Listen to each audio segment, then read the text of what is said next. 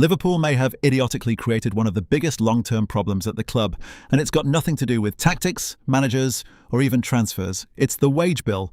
Because if the reports are accurate that Ryan Gravenberch and Cody Gakpo are earning £280,000 and £250,000 per week, then Liverpool have potentially created a situation that is going to haunt every single contract negotiation they have moving forward for the foreseeable future.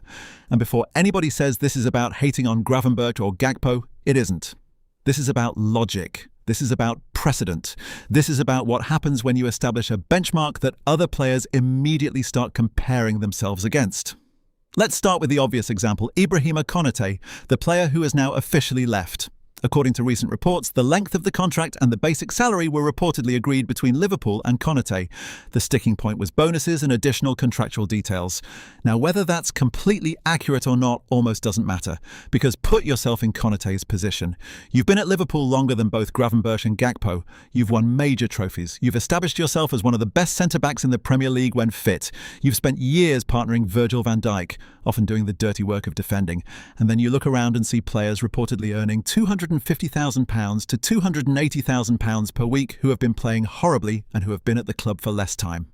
How exactly are Liverpool supposed to tell Konaté that he isn't worth a minimum of £300,000 per week? Why would he accept significantly less? Why would his representatives accept significantly less? Even if the club were offering a substantial wage increase, the existence of those reported contracts immediately changes the conversation. Because footballers don't negotiate in a vacuum. Agents compare, players compare, everyone compares, and that's why wage structures are so important. The best-run clubs don't just decide whether a player deserves a contract. They decide how that contract affects every other negotiation that follows. Liverpool used to be extremely disciplined with this. You could argue that they were too disciplined at times, but now it feels like the pendulum has swung completely in the opposite direction. Because if Konaté believes he's worth more than Gravenberch and Gakpo, what happens when Dominik Szoboszlai sits down for contract talks? That's where things become really interesting. Szoboszlai's current deal expires in 2 years. Under normal circumstances, Liverpool would want to start discussing an extension relatively soon. And why wouldn't they? He's arguably been Liverpool's best performer this season. He's been available. He's shown leadership. He's carried enormous physical demands. He's produced when others haven't. So if you're Szoboszlai and you know players are reportedly earning £250,000 to £280,000 per week, where do your negotiations begin?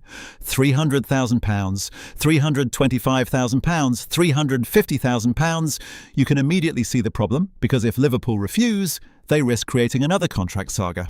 But if they agree, they've just pushed the wage ceiling even higher, and then the next negotiation becomes even harder. This is how wage structures spiral out of control. The issue isn't one contract, the issue is what that contract does to every other player in the dressing room. And it doesn't stop with the senior players either. Think about the younger generation coming through. Think about Rio. He's only 17 years old, but he's already generating huge excitement around the club and has been our best performing winger. Let's imagine a scenario where he continues developing and becomes one of Liverpool's most productive attacking players over the next couple of years. What happens when his first major contract arrives?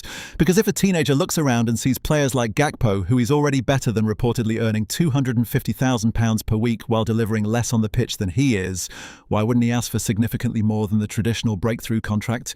Maybe not immediately £250,000. But why wouldn't his camp start discussions at £100,000, £125,000, even higher? Again, that's how precedents work. Every contract becomes evidence in the next negotiation. And that's why the Konaté situation worries me beyond simply losing a centre-back. Because I don't think this is an isolated issue. I think it's a symptom of a bigger problem. Liverpool are simultaneously losing players for free, struggling to secure key renewals, needing to rebuild huge portions of the squad, and now potentially dealing with a wage structure that has become increasingly difficult to manage. That combination is dangerous. The club already needs a defensive midfielder. They need a right-back. They need attacking reinforcements. They may need a centre-back to replace Konaté.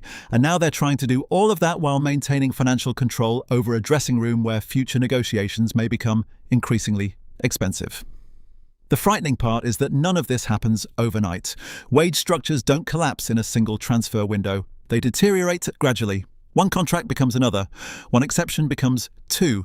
Then suddenly every player believes they're worth more than the previous deal. And before you know it, you're paying enormous wages to players who haven't consistently delivered performances that justify them.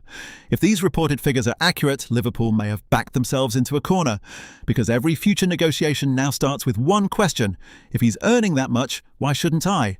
And that is exactly the question Liverpool may struggle to answer. Hughes and Edwards need to leave, and FSG should be forced to sell the club. We need to completely reset this club from the top.